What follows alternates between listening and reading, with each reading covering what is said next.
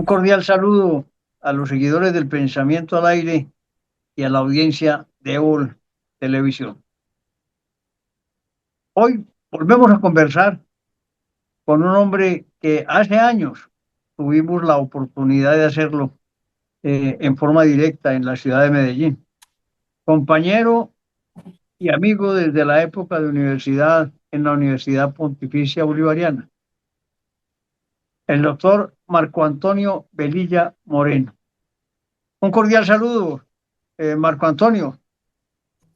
Encantado, Antonio, de rememorar esas épocas de la playa, no de la playa frente al mar, sino frente al Pablo Tobón Uribe. Hombre, sí, es que acordate que nos sentábamos muchos estudiantes cuando terminábamos clase en las banquitas que había al lado de toda esa avenida de la playa y hay historias y anécdotas inmensas allá, todos conversando. ¿Ah? Maravillosa, ¿no? Tenemos de toda Épocas que, clase de historias poéticas, musicales.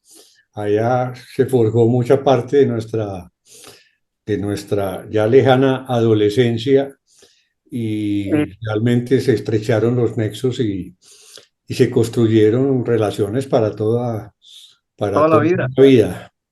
Estábamos recordando ahorita, antes de iniciar esta conversatorio, en que Marco Antonio fue el director de la Tuna, de la Bolivariana de Derecho, que participaron en muchas partes de Colombia, y ahí estaban miles de compañeros nuestros que disfrutaban permanentemente el tema musical, ¿no?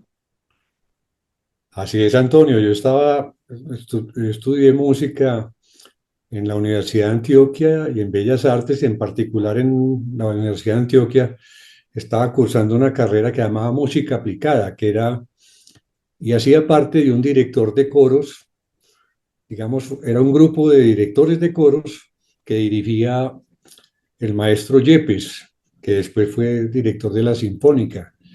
Allí estaba también Mario Gómez Vignes, estaba Ignacio Cano. Entonces se llamaba Amor Music en aquel entonces. Y tuve en un momento determinado que escoger entre el derecho y la música y por supuesto pues me tenía algún aliciente espiritual en la Universidad Pontificia Bolivariana que me pidió que dirigiera el grupo musical y llegó a ser fuera de concurso en un concurso donde estaba los profesores del conservatorio como jurados, que eran Luis Uribe Bueno, estaba también eh, un saxofonista famosísimo, estaba también el maestro Mario eh, Vignes. Es decir, eran, digamos, unos músicos de conservatorio de primera línea. Álvaro Rojas era el saxofonista que había sido también uno de los grandes saxofonistas de los grupos de Nueva Orleans en jazz. Muy bien. Bueno, recordándose esas historias, pasemos a nuestra realidad. El doctor aquí, ahí hablo, es magistrado del Consejo de Estado, un hombre con una experiencia vital, eh, asesor de presidentes, experto en el tema económico y comercial, quien ha entregado todos estos años de su vida a construir un mejor país. Sin duda alguna, no tengo sino reconocimientos para Marco Antonio. Y en ese ámbito vamos a hablar hoy. El Estado colombiano, que decimos ser una república democrática, tiene una serie de dificultades hoy. Y usted como el magistrado, ¿me puede explicar por qué no hemos logrado entender los colombianos la importancia de la vida democrática y la importancia de la separación de poderes? Antonio, fundamentalmente diría uno que la formación ha estado avanzando hacia la decadencia. Y por supuesto, tú recuerdas lo que era para nosotros un expresidente de la República. Contigo muchas veces vimos entrar y acompañamos a Carlos Lleras Restrepo ingresar a nuestras aulas de estudio y ese respeto que nosotros teníamos por personas como él, Misael Pastrana, Alfonso López Miquelsen, Belisario Betancourt, cuando veíamos entrar a un magistrado de las altas cortes, eso nos parecía algo inalcanzable. En esa época solamente existía el Consejo de Estado y la Corte Suprema. Cuando veíamos esos consejos, cómo estaban integrados el Consejo de Medellín, la Asamblea de Antioquia, quiénes eran los alcaldes, quiénes eran en un momento dado los gobernadores, pues veíamos que eran personas que verdaderamente habían nacido para servir y que prestaban un servicio público, no iban a ser servidos. Entonces, obviamente, hemos asistido a un erosionamiento y, por supuesto, esto se nota también en la academia, se nota en la producción, digamos, jurídica. Entonces, yo creo que es un, pues, hay que tomar es conciencia, digamos, todo ese dinero fácil hizo que la gente tomara atajos, que no pensara que para llegar a cualquiera de estas tres ramas del poder público se requiere un proceso gradual, un proceso de preparación, un proceso de consecución de méritos progresivo y la gente pretende llegar con mucha rapidez y por supuesto, pues entonces no tiene, digamos, esa sensación tan importante que nosotros teníamos, que ese referente que nosotros teníamos. Yo creo que hay que recuperar esa valía y sobre todo que volvamos a tener puntos de referente. Muy bien, pero insisto, ¿por qué nuestra gente, nuestros ciudadanos piensan que la democracia no es el camino y han apoyado? Y ve uno como hoy todavía hay un 30% de la población colombiana que cree en el comunismo cuando históricamente está acabado. Mira que hay una cosa muy particular.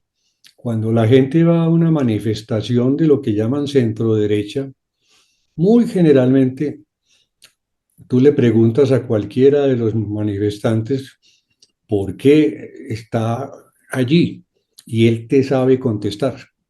Cuando tú le solicitas a una persona, digamos, de lo que denominan la izquierda, muchas veces le preguntas por qué está protestando y por supuesto no sabe a qué atribuye su presencia en ese lugar. Eso es un problema que se llama libertad. La libertad es la capacidad de opción. Si tú no tienes referentes, si tú no tienes una cultura política, si tú no tienes la capacidad en un momento dado de conocer, digamos, y de combinar tus conocimientos actuales con los conocimientos históricos, por supuesto estás condenado a que se repita una situación. Entonces yo creo que el problema aquí es de educación y de cultura democrática. Han desaparecido, que tú lo recuerdas, digamos, en los PEMSUM, desapareció la historia, desapareció también lo que nosotros denominábamos como la educación cívica y en consecuencia donde se nos inculcaban la importancia de todos los símbolos, que tú sabes que es lo primero que tratan de derruir y de atacar digamos, las personas que en este momento nos están gobernando. Hombre, cuando hablas de ese tema de educación, faltó algo ahí muy importante, es la geografía. nadie sabe realmente dónde estamos ubicados territorialmente y ese es el principio del Estado, ¿no? Que es donde surge ese sentido de unidad de un pueblo. Y no lo saben, y te lo digo francamente porque lo veo cada rato en las empresas que represento, que le pregunto a mi gente, hombre, si usted tuviera aquí un planito, dibújeme el mapa de Colombia y quiénes son sus vecinos. Y es gente que tiene educación profesional, que tiene dizque, una formación amplia. Yo me quedo absolutamente aterrado. Ni historia, ni geografía, ni ética. Esto es un desastre. Mira eso que tan interesante lo que estás manifestando, porque yo siempre he considerado, y tú lo ves, por ejemplo, en el mismo Europa, que la geografía no es un sitio en un territorio, sino que la geografía implica, por ejemplo, todo el mestizaje en el caso nuestro, implica la gastronomía, implica la expresión corporal, implica la expresión musical, la expresión gráfico-plástica. Es decir, si nosotros enseñamos una geografía como multidimensional, yo creo que lograríamos que tuvieran más memoria y, por supuesto, profundizaran su identidad en la medida en que no se sienten ciudadanos y que no se sienten arraigados.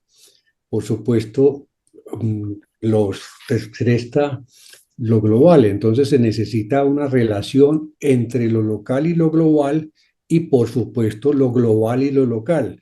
Pero llegó un momento dado, una ola de globalización que, digamos, desvaneció esa identidad que nos hacía, digamos, ciudadanos, digamos, de esta tierra, porque si bien avanzamos hacia una ciudadanía planetaria, pues necesitamos de alguna manera también tener una identidad propia que nos Es, es- permita dialogar con las ese- otras culturas. claro, ese soporte necesario para poder crecer y afianzarse uno en la sociedad, ¿no?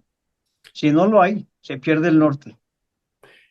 En todo, si tú tienes una disciplina, puedes dialogar con las otras disciplinas. Las disciplinas en el fondo son compartimentadas para efectos de una organización mínima. Nosotros, por ejemplo, somos abogados, pero, por ejemplo, si queremos tener el diálogo con las otras disciplinas, es allí, en esa zona de frontera, donde se dan todos los problemas, de tal manera que por ese motivo las personas, diría uno, que tienen una lectura muy restringida de los problemas, porque frente a un problema convergen muchas ópticas disciplinarias.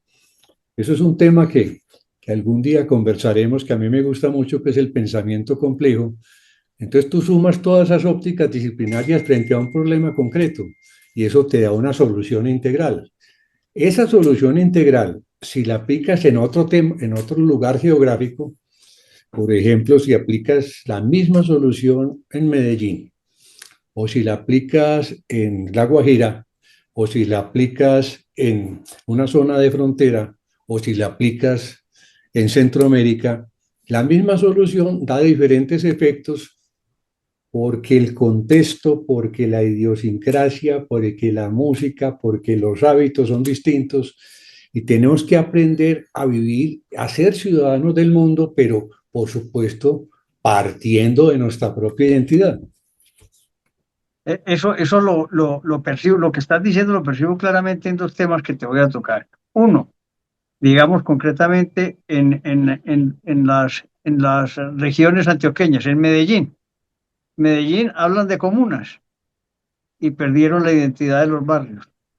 He visitado en forma personal, sin ningún otro interés que conocer las realidades de los líderes originarios, esos barrios. Y no te imaginas la calidad de personas que cuando los meten bajo el contexto de comunas se pierden y hacen unas vidas en esas comunidades que uno se queda aterrado de cómo se podía, cómo se desperdicia. todas esas acciones que hacen solidarias esas personas. Y eso me ha descrestado. Lo mismo me pasa en el territorio de Colombia. Visitando las regiones, uno ve una gran diferencia en cada una de las 5 regiones grandes de Colombia. Y lo que estás diciendo me comprueba eso. Uno no puede aplicar las mismas normas o decisiones o proyectos sin tener en cuenta la característica de cada región. Mira que ese tema de la delimitación, diría uno, como un tanto arbitraria. El otro día estuve visitando las represas de Seaflower en San Andrés a mirar el tema, el problema con Nicaragua. Entonces estuvimos en la frontera. ¿Cómo va uno con los límites y con el derecho internacional público antiguo a delimitar unas zonas que por ecosistemas digamos, las especies nacen en Colombia y se desarrollan en Nicaragua? Entonces eso es completamente artificial. ¿Cómo vas tú en un momento determinado a delimitar geográficamente países que en realidad tienen mucho más en común que otros que están reunidos única y exclusivamente por unos límites geográficos estrictos? Entonces, en realidad, eh, nosotros nos imponemos unas limitaciones que por supuesto nos impiden que fluya naturalmente la dinámica propia, y por eso encontramos organigramas y límites formales, pero también encontramos hasta espiritualmente, como lo tenemos contigo hace tantos años, pues unos organigramas informales que nos unen a muchas personas que por supuesto tenemos una lectura más amplia, mucho más omnicomprensiva de lo que es la naturaleza y lo que es la sensibilidad humana. Muy bien, muy bien. Hombre, hablemos como el magistrado del Consejo de Estado que en tu época fue también brillante, formado por grandes personajes colombianos. Hoy no podría decir yo lo mismo. No quiero referirme al presidente ni de la Corte Suprema, ni de la Corte Constitucional, ni del Consejo de Estado, eh, porque me tendría que referir a la justicia en general. Pero esa experiencia tuya como magistrado, ¿cómo se podría comparar hoy con este país que estás viviendo? Mira, yo creo que, eh, como tú lo dices, existió una corte extraordinaria. Lamentablemente vino ese antes y ese después, precisamente ocasionado por el M-19, donde Constitución del 91. desaparecieron, digamos, grandes figuras del derecho penal, del derecho constitucional. Y por supuesto, diría uno que no sé, digamos, nunca nos hemos podido recuperar realmente. Yo tuve la fortuna de dirigir la oficina de Fernando Inestrosa Forero, de crear el Departamento de Derecho Económico del Externado, y por supuesto que estaba Carlos Restrepo Piedrahíta, grandes maestros del derecho constitucional. Eh, pero nunca dejaremos de lamentar, digamos, esas personas que se nos fueron. En Antioquia también hemos tenido, digamos, grandes profesores en la época en que compartí contigo las aulas universitarias. Eh, yo creo que el tema de la magistratura, nosotros siempre lo vimos como un referente, como una forma te decía, casi que inalcanzable, y eso nos exigió como unas obligaciones y unos esfuerzos adicionales que espera uno que los magistrados, digamos, no solamente de tribunal, sino también las personas que se están formando en derecho, pues no abandonen ese camino. Eh, Lamentablemente ahora tenemos gente que habla a toda hora de temas que no conoce, les encanta salir muchas veces en los medios de comunicación, no tienen obras profundas. Yo creo que tenemos que regresar a, mira que por ejemplo en Francia hay algo muy importante y es el abogado como tal es alguien que, digamos, está en el primer nivel porque presenta posiciones de parte. El magistrado es un examen mucho más exigente porque le toca dirimir lo que presentan los abogados.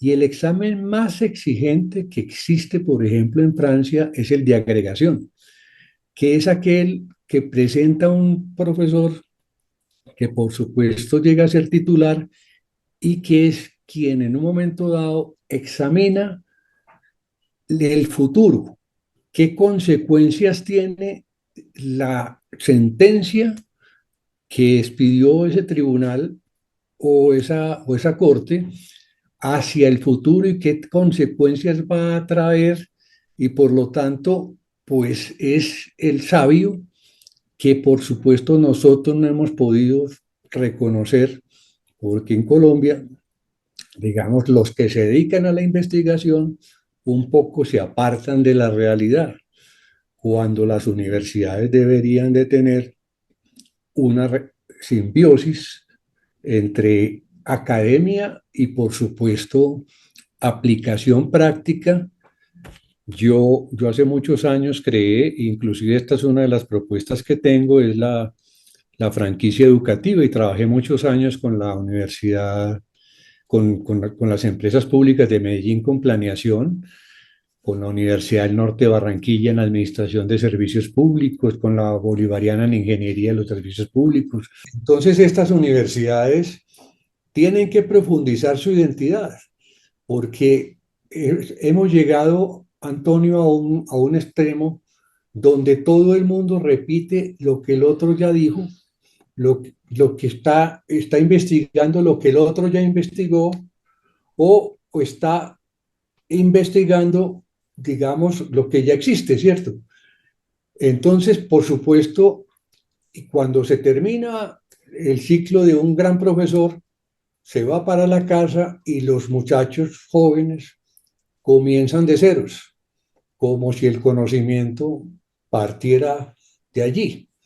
Entonces yo creo que necesitamos como unos paquetes de conocimiento que nos permitan posicionar ya que no escriben libros, pues que realmente le den valor agregado y que tengan un valor teórico práctico que sirva para transformar las, digamos, realidades actuales.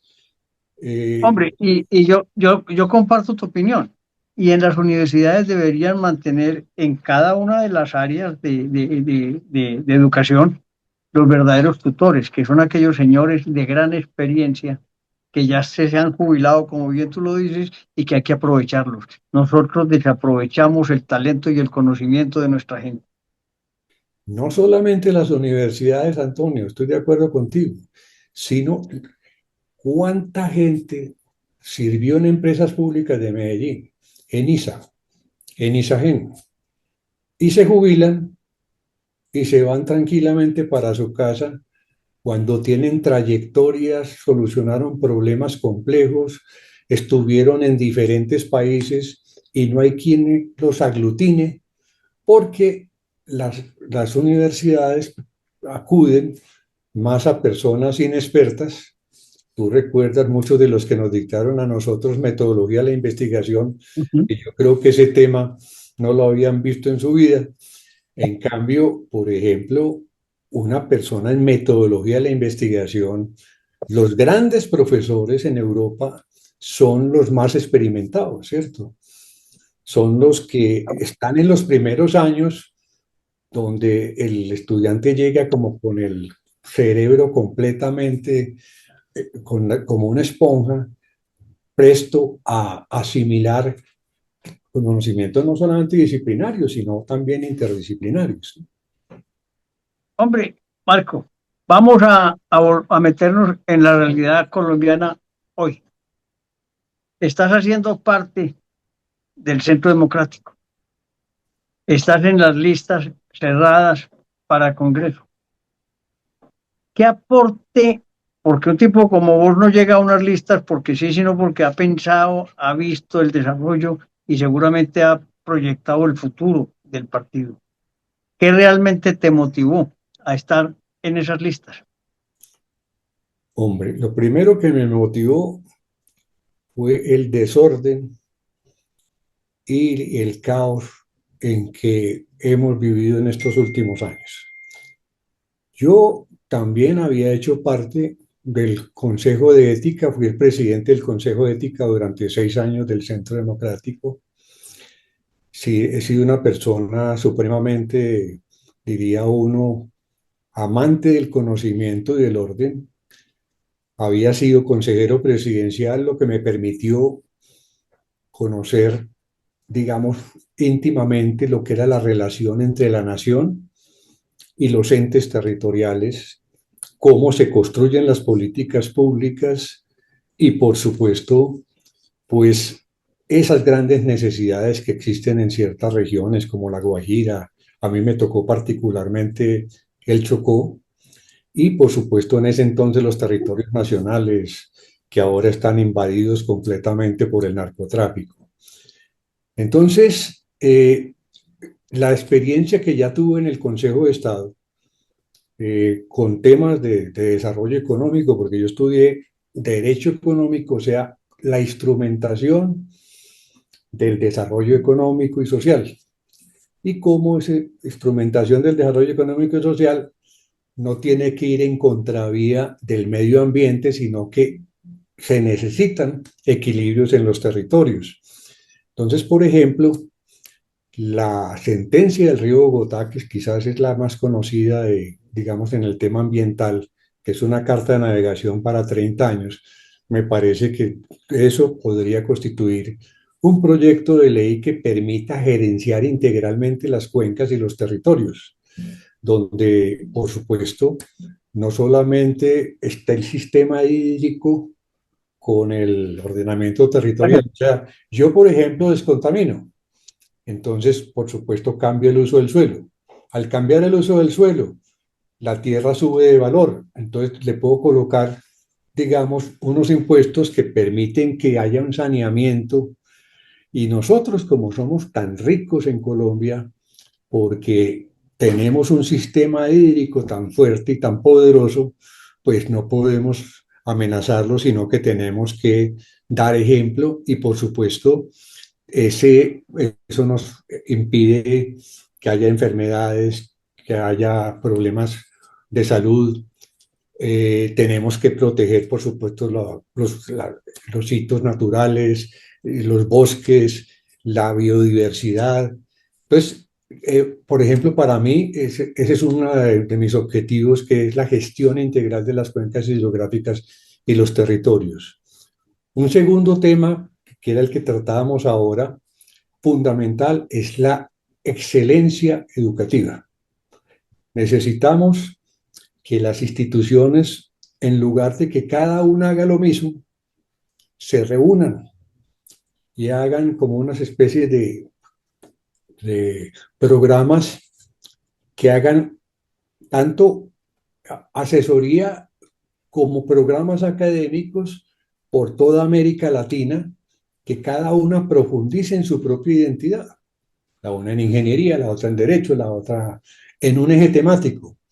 De tal manera que vamos empaquetando eso ahora con la inteligencia artificial y, por supuesto, pues ya una institución individualmente considerada jamás tendrá la posibilidad de tener ese conocimiento reunido, que además es conocimiento pertinente, o sea, que transforma la realidad. Entonces yo creo que estos temas, y lo otro es una lucha frontal contra la corrupción, porque yo inclusive pues tuve la fortuna de pues, tengo una obra sobre la ética y la defensa de lo público que trabajé durante varios años, pero y unas cátedras itinerantes en ese tema, pero me parece trascendental. Bueno, tuve la fortuna de la medalla Luis Carlos Galán del Congreso de la República, de las comisiones de ética, toda una vida de lucha contra la corrupción,